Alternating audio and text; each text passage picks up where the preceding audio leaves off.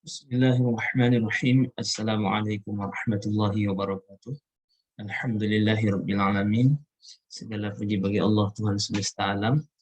Kemudian kita selawat kepada junjungan alam Nabi Muhammad sallallahu alaihi wasallam. Allahumma shalli ala Muhammad wa ala ali Muhammad. Baiklah, terima kasih kepada Bapak Dr. Joni Marwan Syah selaku dosen pembimbing sekaligus penguji profesor tesis saya pada kesempatan kali ini. Baiklah, pada kesempatan kali ini saya akan mencoba mempresentasikan proposal tesis saya yang berjudul kebijakan kepala sekolah dalam mengolah benchmarking di SDIT Korotaan 1 Batu Sangkar.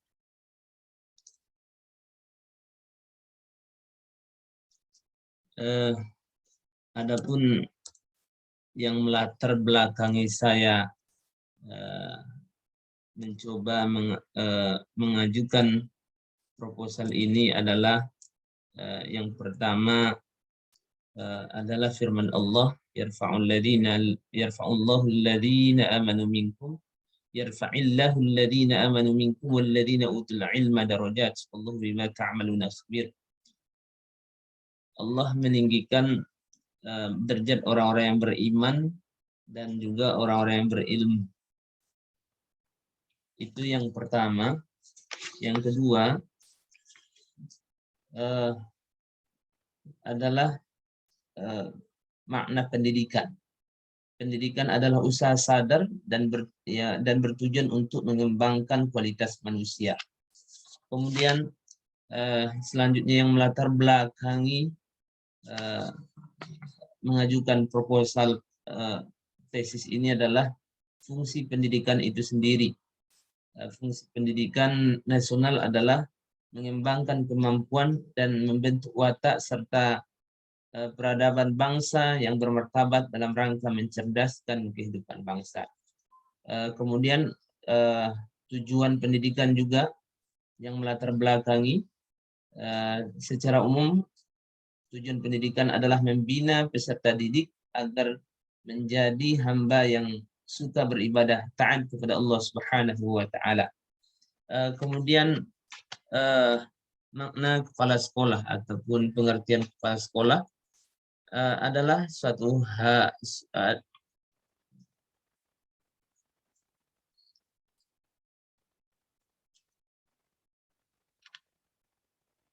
yang melatar belakangi saya melakukan mengajukan tesis ini adalah diantaranya keberhasilan kepala sekolah dalam suatu kegiatan atau pekerjaan tergantung dari manajemennya. Pekerjaan itu akan berhasil apabila manajemennya baik dan teratur, di mana manajemen itu sendiri merupakan suatu perangkat dengan melakukan suatu proses tertentu dalam fungsi yang berkaitan.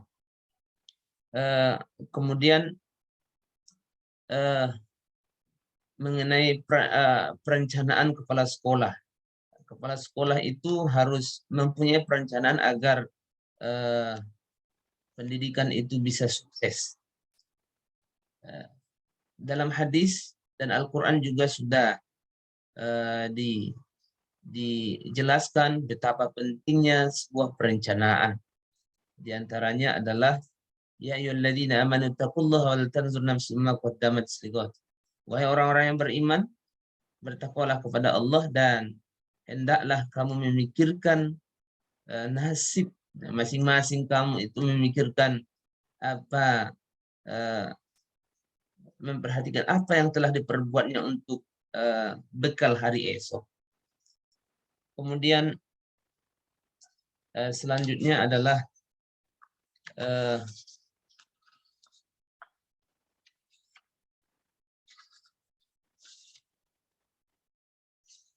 fokus penelitian saya adalah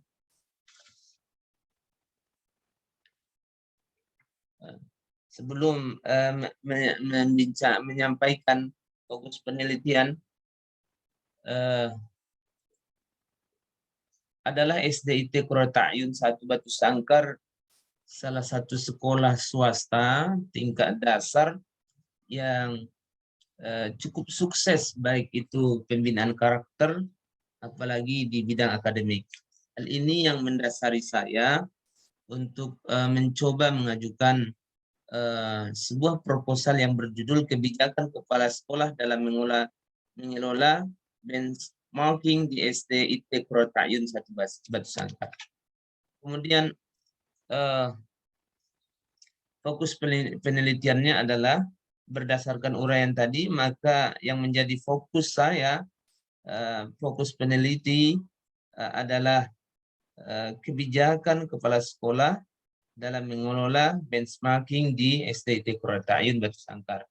Kemudian rumusan masalahnya adalah berdasarkan fokus penelitian tadi, pertama yang menjadi pertanyaan penelitiannya adalah, pertama, bagaimana perencanaan kebijakan kepala sekolah dalam mengelola benchmarking di SDIT Qurrata'yun 1 Batu Sangkar. Yang kedua, bagaimana pengorganisasian kebijakan kepala sekolah dalam mengelola benchmarking di SDIT Qurrata'yun Batu Sangkar.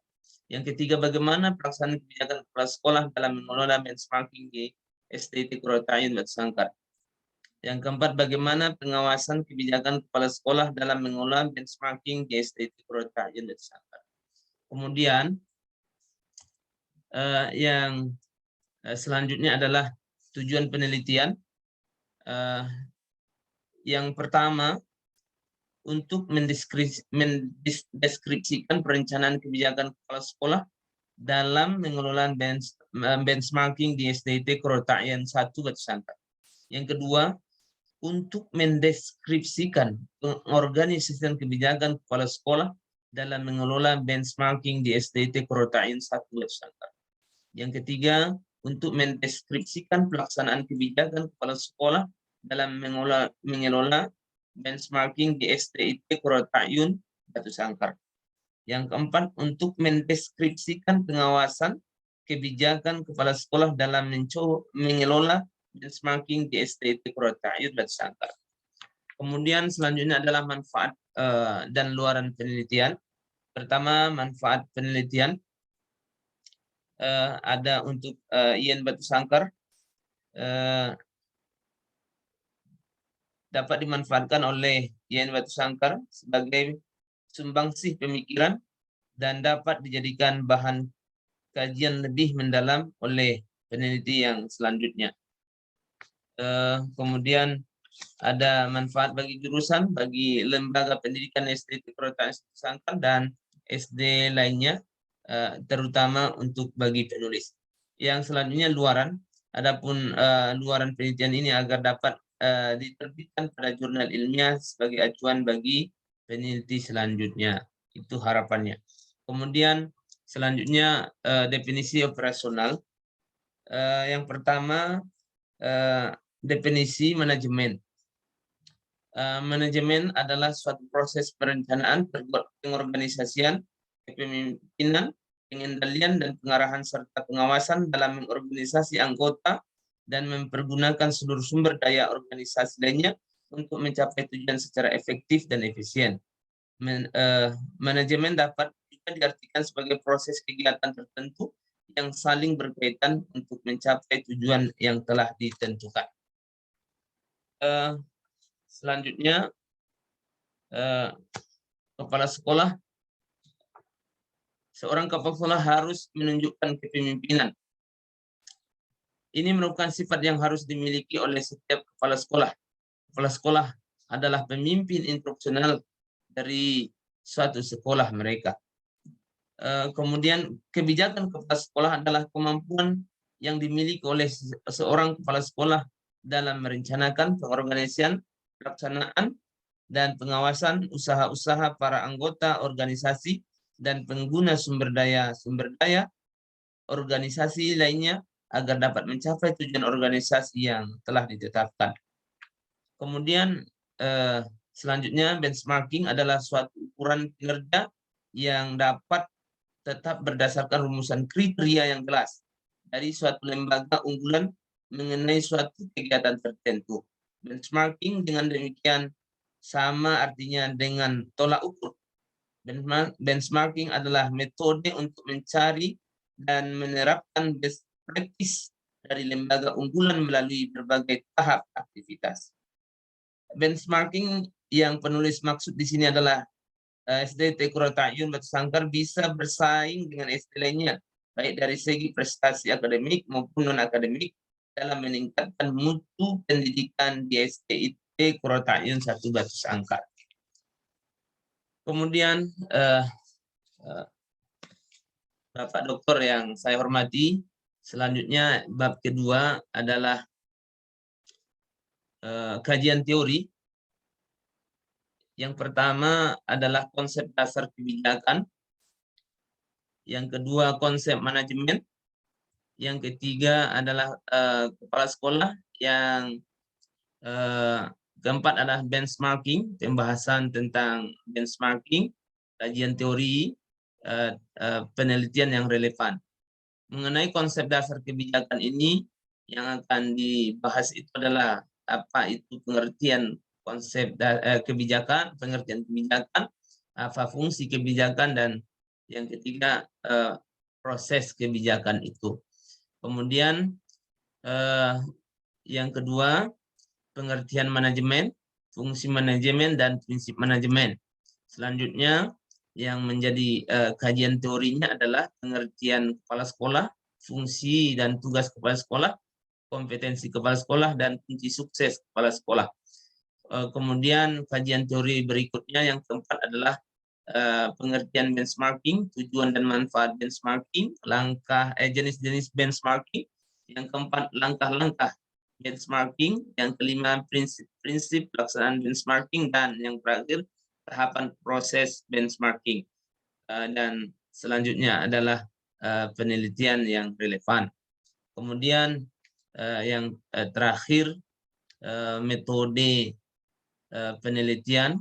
Metode yang digunakan dalam penelitian ini adalah jenis kualitatif, metode kualitatif deskriptif.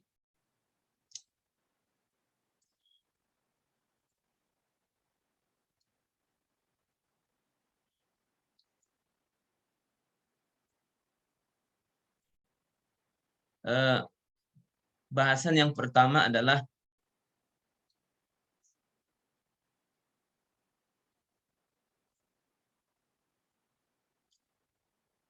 jenis penelitian kualitas deskriptif, di mana peneliti melakukan penelitian di SDIT Qurrata'yun tentang kebijakan kepala sekolah dalam mengelola benchmarking di SDIT Qurrata'yun.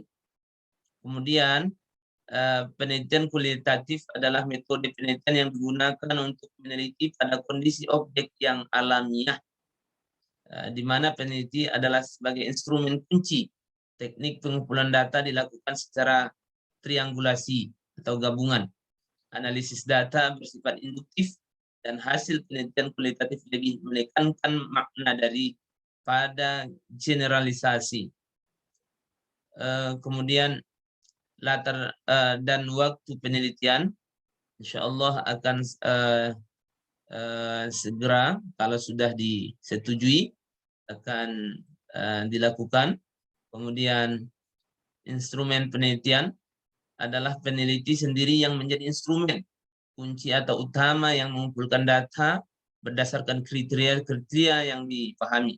Instrumen pendukung pada penelitian ini adalah menggunakan pedoman observasi dan pedoman wawancara, serta alat lainnya seperti perekam suara, kamera digital, serta alat tulis, dan lain sebagainya. Kemudian sumber data yang akan digunakan oleh penulis atau peneliti, kalau seandainya disetujui proposal ini, maka sumber data subjek dari mana data dapat diperoleh. Apabila ini yang pendapat menurut Ari Kunto, apabila peneliti menggunakan kuesioner atau wawancara dalam pengumpulan datanya, maka sumber data disebut responden, yaitu orang yang merespon atau menjawab pertanyaan-pertanyaan peneliti, baik pertanyaan tertulis maupun lisan. Informasi atau data dapat dibedakan berdasarkan sumbernya seperti sumber data primer, sumber data sekunder. Yang kedua adalah sumber data sekunder. Kemudian teknik pengumpulan data, yang pertama adalah melalui observasi, yang kedua wawancara, kemudian yang ketiga adalah studi dokumentasi. Kemudian teknik analisis data, insya Allah akan digunakan oleh peneliti seandainya ini akan disetujui. Analisis data interaktif model dari Miles dan Huber, yang ini sesuai dengan yang dikemukakan oleh dari Miles dan Huberman, yang membagi kegiatan analisis menjadi 4 bagian. Pertama, reduksi data, penyajian data, penarikan kesimpulan, dan yang reduksi data, penyajian data, dan terakhir penarikan kesimpulan. Kemudian selanjutnya adalah uji keabsahan. Ada 6 cara untuk menguji kredibilitas data. Pertama, perpanjangan pengamatan. Yang kedua, meningkatkan ketekunan. Yang ketiga, triangulasi. Yang keempat